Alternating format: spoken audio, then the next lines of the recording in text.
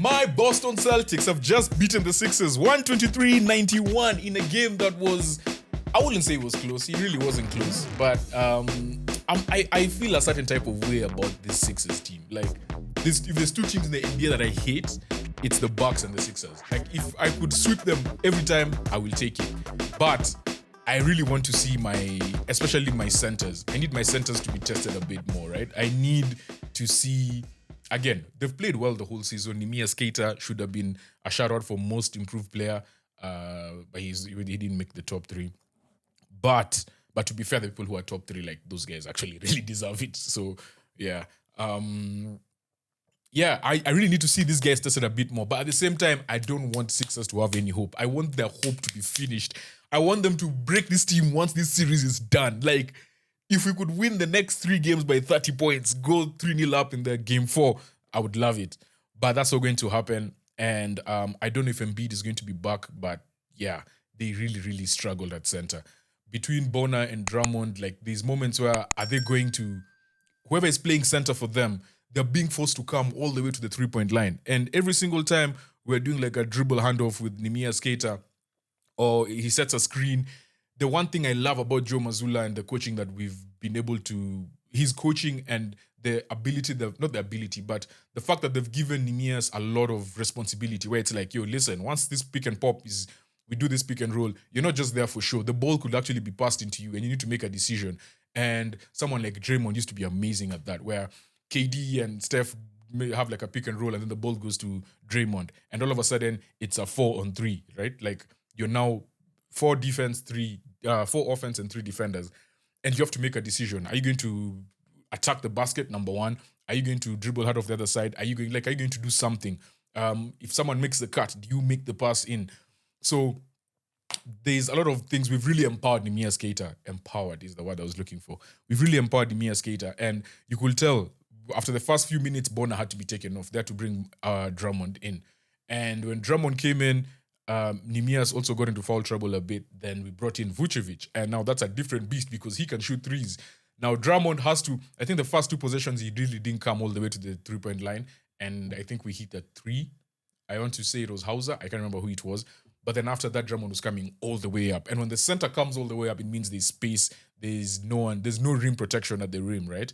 And we really did score quite a bit at the rim, if I could get those stats. But yeah, we really did score quite a bit at the rim, which was a bit surprising to me. Paint points, Boston Sixers. Paint points.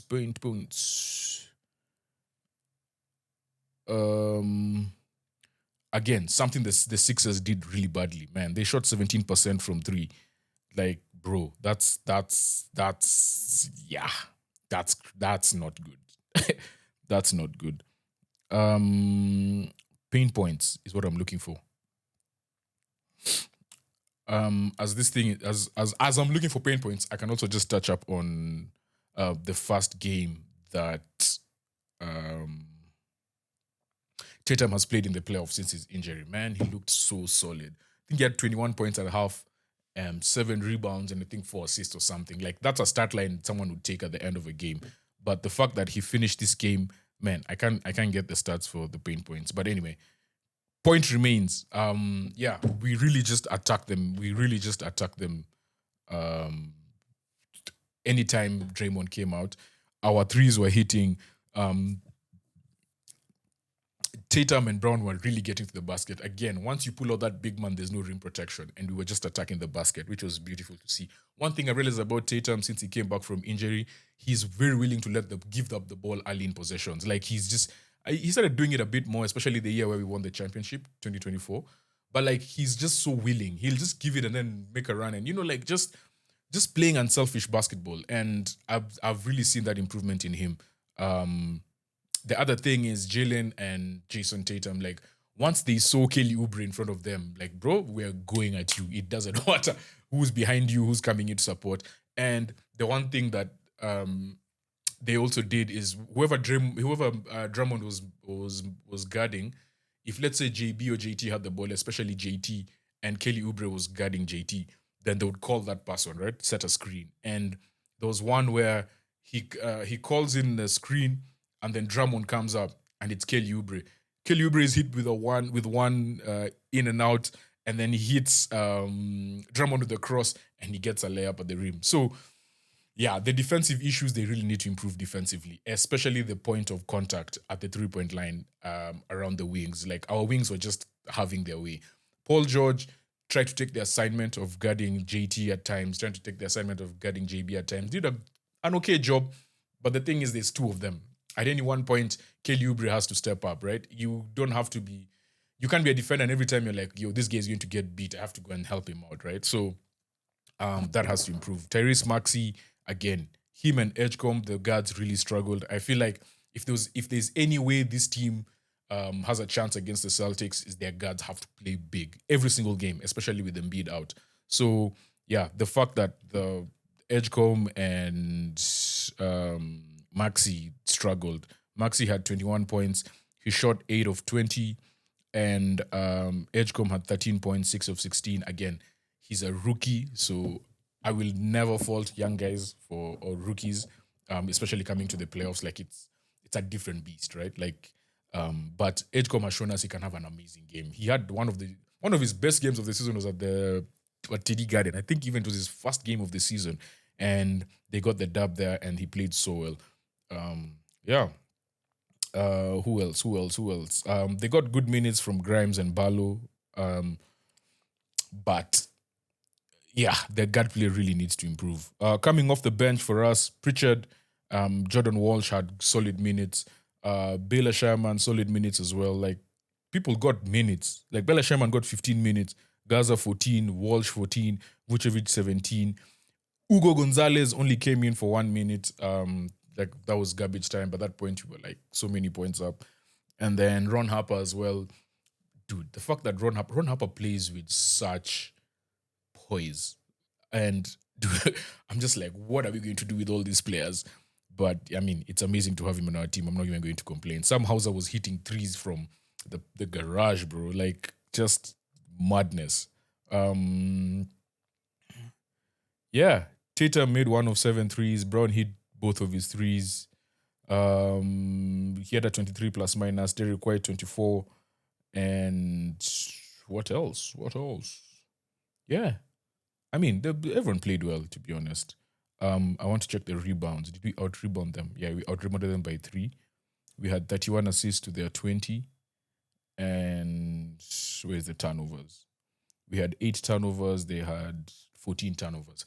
Lastly, 76ers. You cannot miss layups. Okay, I don't really care. You can miss. I'm a Celtics fan. But if you want a chance in this game, in this series, you cannot be missing layups at the rim. Like, bro, the number of layups they missed, and then it was turnovers. In fact, it was somewhere in the third quarter where it was a 15 or 12-point game, 15-point game. They had a chance. Kelly Oubre had a chance to make the 3. He missed. That happens. Then we came down the court. We missed our shot. Jaylen Brown trying to do a bit too much. Then they get the steal, and they're trying to lob it to. And the thing is, the momentum was now swaying towards them. And JB does well to kind of fall back and just put his hands up and deflect the ball back to, I believe it was Peyton Pritchard.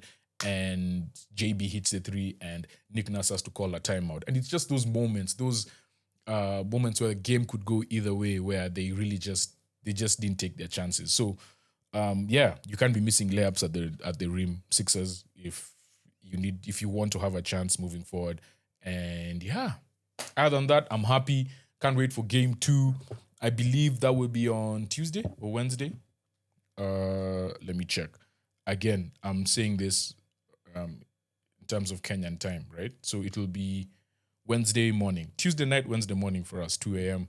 So we have game 2. We have 3 games on that day, actually. The Blazers and the Spurs, and then the Rockets and the Lakers.